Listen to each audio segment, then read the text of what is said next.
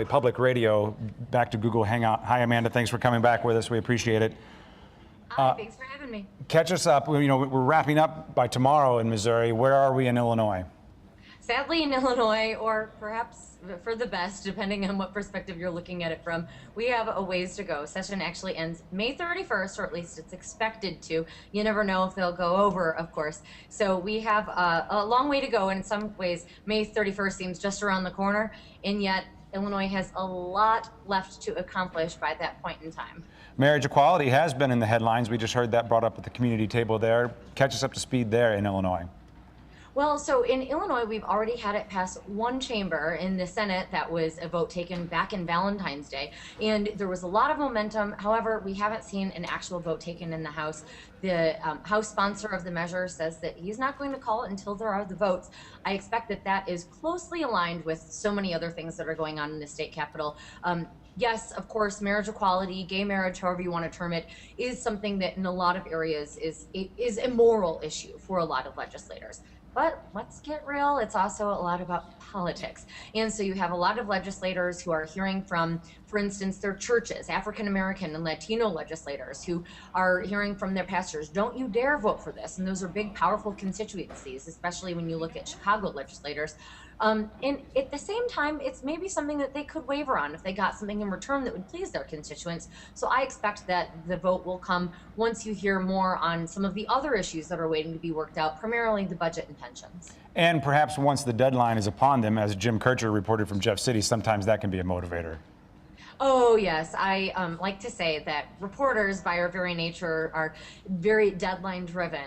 But I think that even more so, legislators are procrastinators extraordinaire. They really need to sometimes be brought kicking and screaming to reach a deal. And that's what you get. Sometimes that's what it takes to reach a compromise. The crucible of the deadline, perhaps. Okay, so what are the other headlines in Illinois? What has been accomplished? What has been discussed? Well, what we still, I think at this point, is what we still have left on the table. And so there has been a deal on hydraulic fracturing. And so that's something that we thought there had been agreements on before, but it appears as if now there's really another one that has been spelled out. And the expectation is that Illinois will pass some very strict, at least some people say, regulations. Of course, you have some environmental groups that don't want that to happen at all. Don't want the fracking, as it's known, to happen at all. Exactly. They don't want, it's the high volume fracking, breaking into the New Albany Shale, supposed to create a whole bunch of jobs in Illinois. Again, environmental groups very fearful of what that will do to the air and water supply. So we have that still on the table. We also have, of course, pensions. I know you and I have talked about that. Right. In fact, and so that is very closely tied to the budget. Illinois, despite in other states, I know it's, whoa, California even, their budget's okay. Illinois, that isn't the case. We still have a $100 billion pension liability, and so there is a divide between the House and the Senate as to how to deal with that. And unions, at least in the House proposal, are not at all happy with what that would do, because it would really take further reductions to state employees, teachers, and university workers' retirement benefits. So those are a couple of the big key ones. We still have outstanding issues, for example, with the Affordable Care Act and Medicaid expansion. That is still out there. And also medical marijuana. Again, that is passed one chamber, this time the House, but not the Senate. So there's some of the biggies. I could go on. No, please. The Medicaid expansion, though, that's expected to pass. You know, widely, yes, because Illinois does have supermajorities of Democrats in both the House and in the Senate, and it's Republicans who are against it. That said, I don't think that anybody is taking, well, I don't know. If I was going to bet on one of the issues that's still out in front of the Illinois General Assembly, that is one that, yes, I think I would project would pass. What you're hearing is that the same arguments you hear elsewhere, that Illinois in particular can't afford to take on these extra costs, because what if the federal government backs out?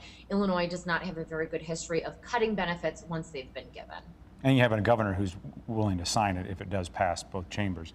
That we most definitely have. Governor Pat Quinn, I think you need to look at everything with an eye toward, it seems like forever away, but 2014. Governor Pat Quinn is not officially announced, but he's been pretty open about his desire to stay in the governor's seat, in the governor's mansion.